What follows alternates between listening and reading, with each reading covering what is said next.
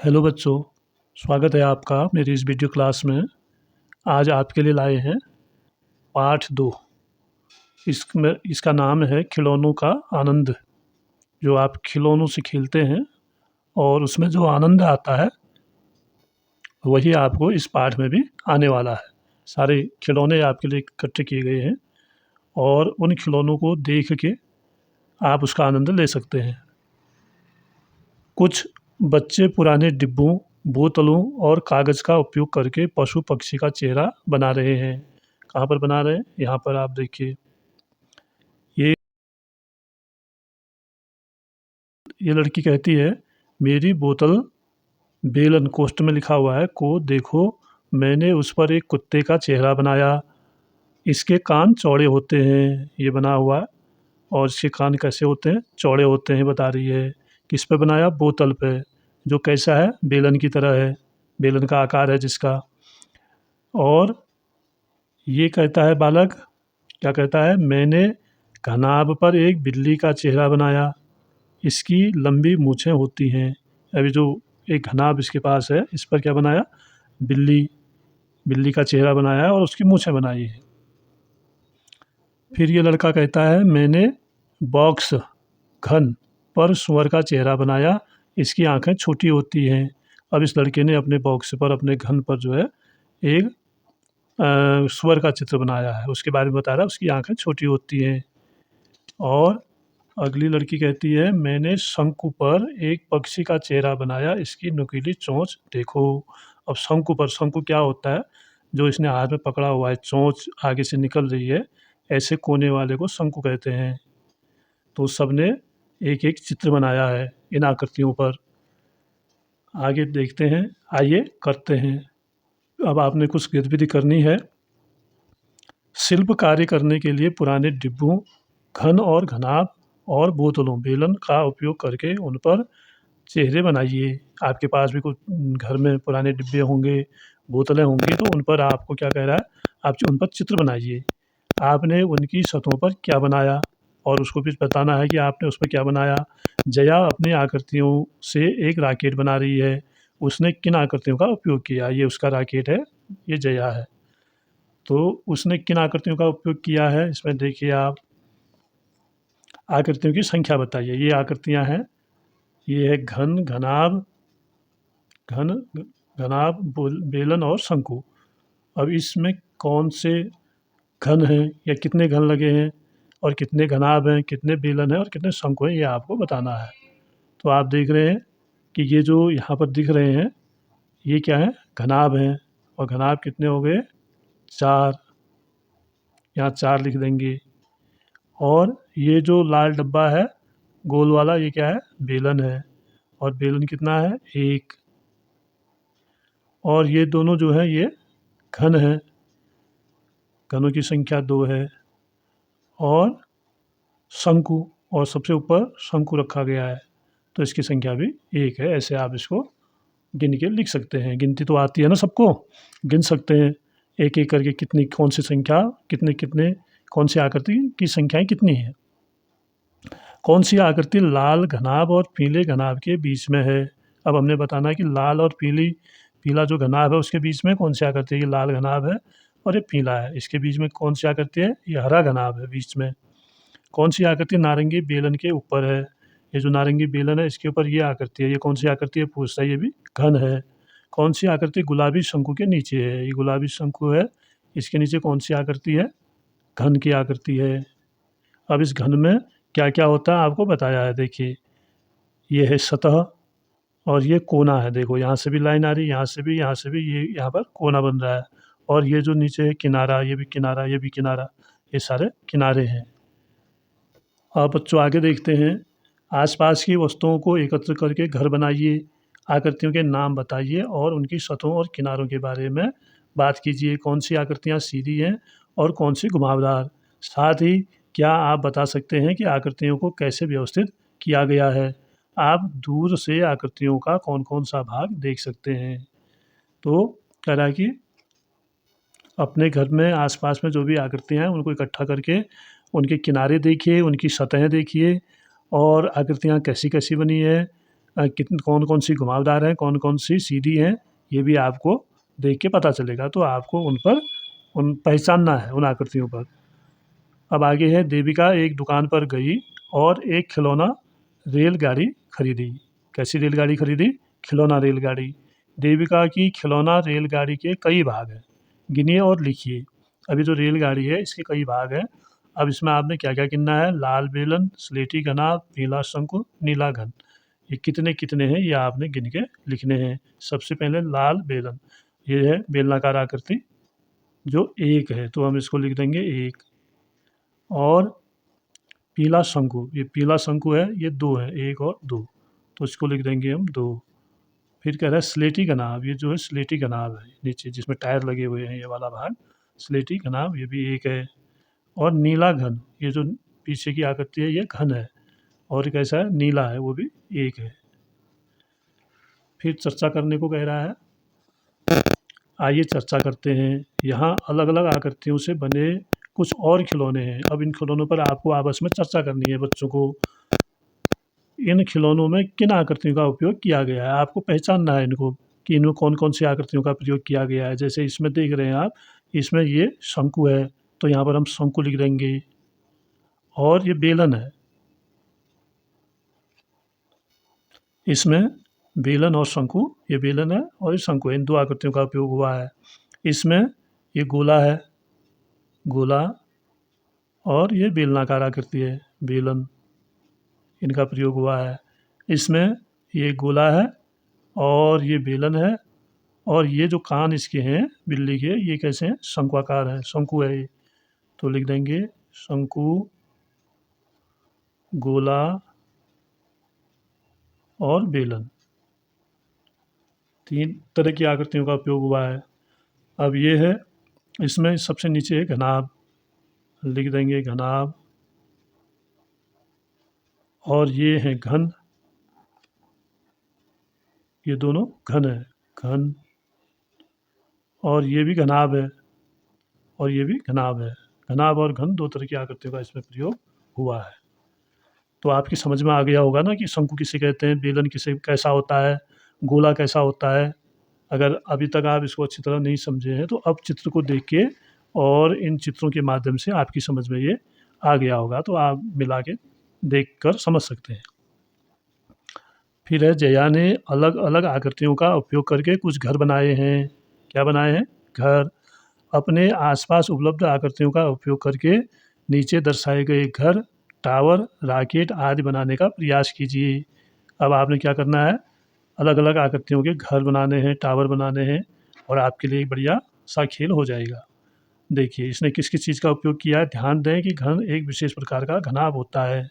घन जो होता है विशेष प्रकार का घनाभ होता है, कह रहा है। घनाभ की 4 सतहें एक जैसी होती हैं और 2 सतहें एक जैसी होती हैं, लेकिन घन होता है उसकी 6 सतहें बराबर होती हैं। तो जैसे आप देख रहे हैं ये घनाभ है और ये घन है, बराबर है इसकी आकृति, इसकी सतह। आगे हम देखते हैं, तो एक घर इसने बनाया है, तो क्या क्या यूज किया है आप देखिए इसमें। सबसे पहले नीचे से ये क्या है? ये घनाभ है, घनाभ। और ये जो लगाए हैं इस तरह के पोल, इसको कहते हैं बेलन। ये फिर घनाभ, और ये है घन, ये दोनों घन है, और ये दोनों शंकु है। और कोई छूटा है? नहीं छूटा है। बीच में ये जो बना रखा है ये गोला है, आधा ही बनाया हालांकि, और ये गोलाकार आकृति में है। और ये जो बीच का है ये भी घनाभ है, ये भी, ये जो बीच में लगा रखा है ये भी क्या है? घनाभ है। तो इस तरह से जया ने एक अच्छी सी आकृति इन आकृतियों से बनाई है। आइए खेलते हैं, बनाइए और बताइए। बनाना है आपको आकृतियाँ लेकर, और उसके बारे में फिर बताना है कैसे आपने उसको बनाया। विद्यार्थियों को 4 या 5 के समूह में बैठने के लिए कहें। अब 4-4, 5-5 बच्चों के ग्रुप बनाने हैं। प्रत्येक समूह में एक विद्यार्थी कोई 3 आकृतियाँ चुनता है, कोई भी 3 आकृतियाँ ले लेता है। वो गोला, शंकु बेलन भी हो सकता है, घन घनाभ बेलन भी हो सकता है। तो ऐसे 3 आकृतियाँ ले लेता है और उन्हें एक साथ रखकर एक खिलौना बनाता है और उनको जोड़ के क्या करेगा वो, एक खिलौना बनाएगा हर ग्रुप। फिर वह विद्यार्थी अपने इस खिलौना बनाने के क्रम को बताता है और उसने बताना भी है कि उसने ये कैसे बनाया और अन्य विद्यार्थियों को यह खिलौना देखे बिना इस खिलौने का निर्माण करना होता है और अन्य विद्यार्थी उसका खिलौना देखते नहीं है लेकिन सुन के निर्माण करते हैं। अब अन्य बच्चों को समूह में बारी-बारी से ये खेल खेलने दें। अन्य बच्चों को भी बारी-बारी से ये खेल खेलना है। तो ये जो है इस तरह का खिलौना इन्होंने तैयार किया है। उदाहरण घनाभ के ऊपर बेलन और बेलन के भी ऊपर शंकु है। ये घनाभ है, इसके ऊपर बेलन है और इसके ऊपर शंकु है। तो एक आकृति बन गई। आइए करते हैं, अब गतिविधि करनी है। कक्षा में निम्न आकृतियाँ ढूँढिए और तालिका में उनके नाम भरिए। ये आकृतियाँ आपने ढूँढने हैं और उनके नाम भरने हैं। अपनी कक्षा में, आपकी कक्षा में ऐसी और कौन-कौन सी आकृतियाँ होती हैं? जैसे बेलन है, अब बेलनाकार आकृति क्या-क्या हो सकती है? पेन हो सकता है और मार्कर हो सकता है और क्या हो सकता है? इंडिकेटर अगर हो तो इंडिकेटर हो सकता है और अगर चार्ट लगा है तो उस चार्ट के नीचे और ऊपर पाइप लगे होते हैं, तो वो भी बेलन है। चार्ट के पाइप और आज भी अन्य कई चीज़ें कक्षा में हो सकती हैं। गोला, अब गोले वाली वस्तुएँ कक्षा में कौन-सी हो सकती हैं, ये भी आपको ढूँढ के बताना है। जैसे गेंद हो सकती है, फुटबॉल हो सकती है, खेलने के सामान में। और कक्षा में ग्लोब भी हो सकता है, ग्लोब होता है ना पृथ्वी का चित्र वाला, वो भी हो सकता है। फिर है घन, घनाकार वस्तुएँ कौन-कौन सी हो सकती हैं, जैसे चाक का डिब्बा है या साइंस किट में भी इस तरह के घन में सामान रखा जाता है। डिब्बे, साइंस किट के डिब्बे।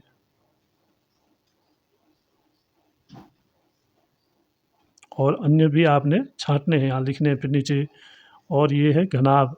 अब घनाभ के आकार की कौन सी चीज़ें होती है? पहले तो डस्टर होता है, डस्टर आपने देखा होगा।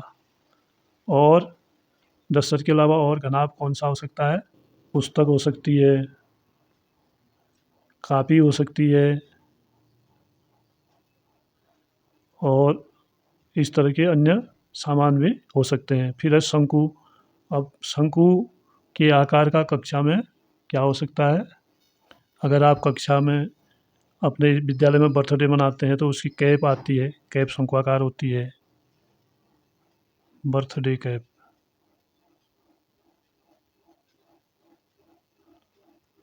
और अन्य वस्तुएँ भी इसके अलावा आप छाँट के लिख सकते हैं। अब नीचे प्रश्न है, कुछ प्रश्नों को देखते हैं। क, उस आकृति का नाम बताइए जो आपको सबसे अधिक मिली है। अब इनमें से कौन सी आकृति के उदाहरण हमें सबसे अधिक मिले हैं, वो हमने देखना है। 2, 3, इसमें भी 3 मिले हैं, इसमें 1 मिला है। चलो हम घनाभ लिख देते हैं,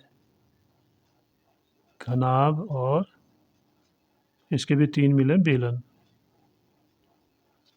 उस आकृति का नाम बताइए जो आपको सबसे कम मिली है। सबसे कम मिला है शंकु।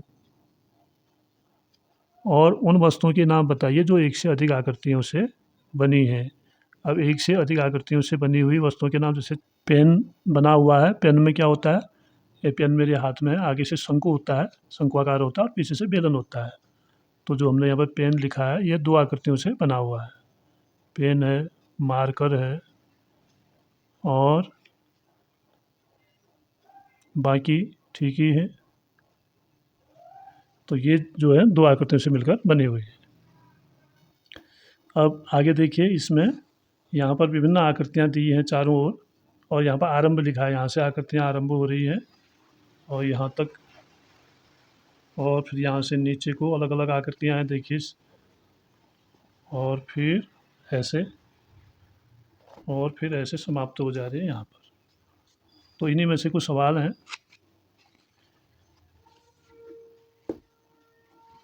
इसको पढ़ते हैं।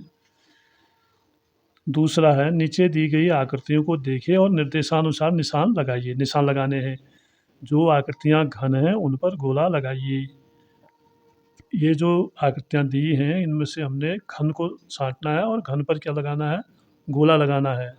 तो एक तो घन ये है, इसको हमने गोल कर देना है। एक घन ये है, इसको गोल कर देना है। और ये भी एक घन है, ये इसको भी गोल कर देना है।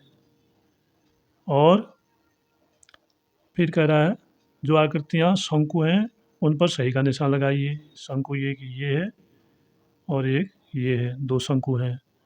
फिर कहता है जो आकृतियाँ बेलन हैं उन पर गलत का निशान लगाइए। बेलन एक ये है और एक ये है, यहाँ भी बेलन है। ये आपने करना है, अपनी बुक में करना है या अपनी कॉपी में करना है, तो इसको करना है। इससे क्या होगा, आपका अभ्यास होगा। जो आकृतियाँ घनाभ हैं उन पर बॉक्स लगाइए। जो आकृतियाँ घनाभ हैं जैसे ये है तो इस पर हमने क्या करना है, एक बॉक्स लगा देना है ऐसे।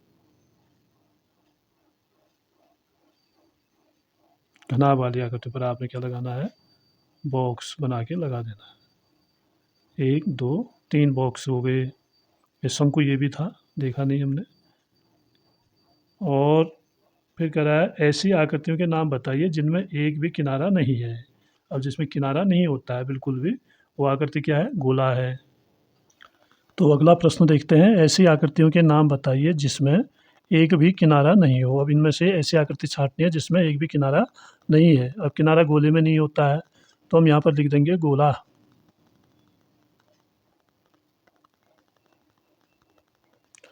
फिर हाँ, ऊपर लिख दिया मैंने, ये इस शीट में लिखना था गोला। और एक केवल सपाट सतह, उसमें सपाट सतह सीधी सतह होती है, वो है घन। और घनाभ भी इसी में आता है, जिनकी सतह क्या होती हैं, सीधी होती हैं, सभी सतह। फिर कह रहा है केवल घुमावदार सतह, केवल घुमावदार, जिसमें ये घुमावदार सतह केवल इसमें होती है, गोले में। और सीधे और घुमावदार दोनों तरह के किनारे हो, सीधा भी हो और घुमावदार भी हो, तो वह होगा बेलन में। ये किनारे की सतह जो होती हैं सीधी होती हैं और बीच की सतह घुमावदार होती है, तो इसको हम लिखेंगे बेलन। सपाट और घुमावदार दोनों तरह की सतह हो, सपाट भी हो और घुमावदार हो, ये होता है शंकु में। नीचे की सतह सपाट होती है और ऊपर की जो होती है वो घुमावदार होती है, तो इसको लिख देंगे शंकु। चौथा प्रश्न है, आप कौन कौन सी आकृतियाँ बना सकते हैं। देखो मैंने मिट्टी और डंडियों से क्या बनाया। आप भी ऐसी आकृतियाँ बनाने का प्रयास कीजिए। ये जो गोले बने हैं ये मिट्टी के गोले हैं और ये लकड़ी के डंडे हैं, तो डंडों से और गोलों से मिलाकर एक क्या बना दिया, घनाभ की जैसी आकृति बना दी। तो आपको भी मिट्टी और डंडियों को लेकर आप भी खिलौने बना सकते हैं। घन की सहायता से निम्न आकृतियों को बनाने का प्रयास कीजिए। घन की सहायता से, ये जो छोटे छोटे इसमें लगे हुए हैं घन है। अनेक घनों को मिला, 1 2 3 और एक बीच में होगा 4, तो इतने घनों को मिला के ये लाइन बनी है। फिर 1 2 इधर है, 1 2 ऊपर है, तो ऐसे इसमें भी ये सारे घन लगा के ये आकृतियाँ बनाई गई हैं। आइए खेलते हैं। खेलने के लिए इस पृष्ठ के किनारों पर एक खेल दिया गया है। पासे को फेंकिए और गोटी को पासे पर आई संख्या के अनुसार अगले चित्र पर ले जाइए। समाप्त वाले खाने को पार किए बिना अपने दोस्तों के साथ यह खेल खेलिए और जो पहले समाप्त वाले खाने तक पहुंचेगा वही विजेता होगा। अब यहाँ पर जो मैंने पहले दिखाया था आपको, यहाँ से खेल प्रारंभ हो रहा है। हाँ, खेल के नियम इसने इस तरह दिए हैं कि अगर एक आता है तो आपको आप बेलन में पहुँचेंगे। जैसे यहाँ से शुरू करेंगे, ऊपर से आरंभ से शुरू करेंगे, यहाँ से शुरू करना है। अगर आपकी गोटी में एक आ गया तो आपको बेलन में पहुँचना। बेलन तो यहाँ कहीं है नहीं, देखो हम देखते जाते हैं कहाँ पर बेलन है। हाँ, यहाँ पर आके बेलन है, बेलनाकार आकृति है, तो यहाँ पर जो है यहाँ पहुँच जाएगा एक में। और 2 में गोले में पहुँचना है और गोला उसके सामने ही है बिल्कुल, यहाँ पर देखिए 2 खेलेंगे तो यहाँ पहुँच जाएगा। और 3 में दिया है शंकु में, ये 3 शंकु ये है, 3 आएगा तो शंकु में पहुँचेगा। और 5 आने पर घनाभ कह रहा है, 5 आएगा तो घनाभ में इसमें पहुँचेगा। ये घनाभ क्या करती है, ये भी घनाभ क्या करती है। और 4 आने पर घन में पहुँचना है, जैसे 4 आएगा तो उसने घन में पहुँचना घन यहाँ पर ये है घन, बहुत दूर में है, इधर दिया गया है घन, तो यहाँ पहुँच जाएगा 4 में। और 5 में घनाभ में पहुँचेगा, घनाभ यहीं पर है, आरंभ से वहीं पर घनाभ है। तो इस तरह से ये खेल के नियम उसने दिए हैं, इन्हीं नियमों के अनुसार आपको खेलना है। छठा प्रश्न है, ये आकृतियाँ किस प्रकार एक समान हैं और किस प्रकार अलग हैं? मतलब इनमें समानताएँ क्या-क्या हैं या फिर ये अलग किस तरह से हैं? अब जैसे ये बेलन है, ये घुमावदार सतह है, ये सीधी सतह है नीचे और ऊपर, और इसमें सभी सतहें सीधी हैं और नीचे ऊपर की सतह भी इसमें सीधी है। तो इस सतह के आधार पर भी हो सकता है। ये शंकु है, इसमें भी ये सतह सीधी है नीचे की, और ये घनाभ है, इसमें भी नीचे की सतह सीधी है, और ये गोला है तो इसकी कोई सतह सीधी नहीं है, ये इससे अलग है। अलग इसलिए किस प्रकार अलग है? इस प्रकार अलग है कि ये इसकी कोई सतह नहीं है या इसकी सारी सतह घुमावदार है। 7वां, इस पासे को देखिए। ये पासा आपको यहाँ पर दिख रहा होगा, लूडो का पासा जिससे लूडो खेलते हैं। इसकी सतहों पर 1 से 6 बिंदु हैं। कौन सी संख्या संख्या 1 के विपरीत सतह पर है? अब ये जो गिनती है 1 से 6 तक की हैं। जैसे लास्ट 6 होता है, शुरू 1 से होता है, 1 2 3 4 5 ऐसे करके ही बढ़ते जाते हैं बिंदु। तो कह रहा है कि संख्या 1 के विपरीत सतह पर है। अब 1 के विपरीत सतह पर, जैसे इस तरफ की विपरीत इधर इस तरफ होगा, नीचे का विपरीत ऊपर है, यहाँ का विपरीत पीछे होगा। तो संख्या 1 के विपरीत सतह पर है। अब कैसे निकालेंगे इसको?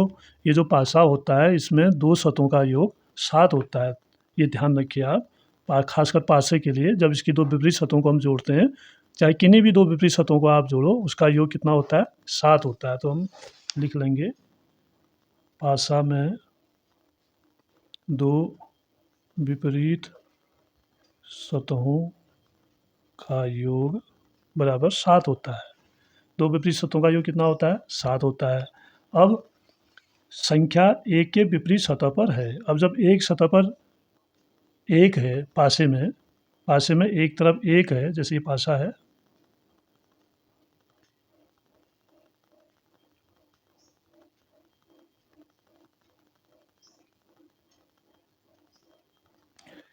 अगर यहाँ पर 1 है तो इसके पीछे साइड में कितना होना चाहिए? 6 होना चाहिए, तभी तो 7 बनेगा। और अगर इधर 5 हैं तो यहाँ इसके नीचे कितने होंगे? 2 होंगे, तब 7 बनेगा। तो इस तरह से जब हम विपरीत सतहों को जोड़ते हैं तो 2 विपरीत सतहों का योग कितना होता है? 7 होता है। तो अब ये सरल हो गया हमारे लिए। संख्या 1 के विपरीत सतह पर क्या है? तो पहला जो प्रश्न है, तो संख्या 1 के विपरीत सतह पर 7 में से 1 घटा देंगे बराबर 6। 7 में से 1 घटा देंगे तो कितना हो जाएगा? 6 बचेगा। तो यहाँ पर 6 होना चाहिए। और संख्या 2 के विपरीत सतह पर, अब 7 में से आपने 2 घटा देना है, तो ये बचेगा 5। और संख्या 3 के विपरीत सतह पर, तो 7 में से 3 घटा देना है, तो बचेगा 4। क्या आपको इसमें कोई पैटर्न दिखा? अब इसमें पैटर्न पूछा है, तो पैटर्न हमको क्या दिखा इसमें? पैटर्न ये है कि पासे के 2 विपरीत सतहों का योग, किन्हीं भी 2 विपरीत सतहों का योग 7 आता है। तो यही इसका पैटर्न है। तो लिख दिया है मैंने इसमें, 2 विपरीत सतह का योग 7 होता है। अब आगे बढ़ते हैं। यह मॉडल किस क्रम में बनाया गया है? अभी जो मॉडल बना हुआ है विभिन्न तरह की आकृतियों से, इसमें बेलन भी हैं, घनाभ भी है, शंकु भी हैं। तो इसमें देखिए आप किन-किन से बना हुआ है। सबसे पहले तो ये जो है घनाभ है, ये भी घनाभ है, लिख देते हैं घनाभ। और यहाँ पर जो सीढ़ी में लगे हैं ये भी घनाभ है, क्योंकि ये लंबे ज़्यादा लग रहे हैं। और ये जो लगे हैं पोल, ये बेलन है, ये भी घनाभ है, और ये भी घनाभ है, और ये जो ऊपर लग रहे हैं ये हैं शंकु। 1 2 3 4 शंकु हैं, 1 2 3 4 बेलन है, 1 2 3 4 घनाभ है, और ये भी घनाभ है इस तरह से।